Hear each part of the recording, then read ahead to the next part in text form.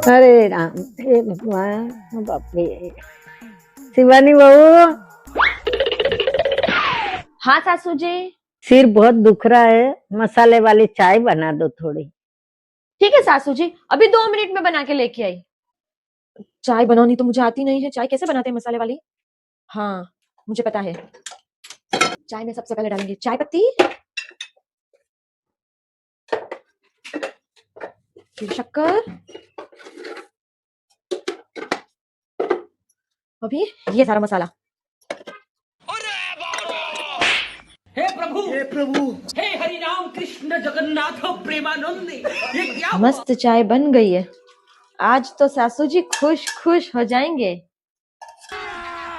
ये लो सासू जी, आपकी चाय। अच्छा लाए? हाँ लाए ना। No no no no. अरे कहाँ से ढूंढ के लाया ऐसी बहू को?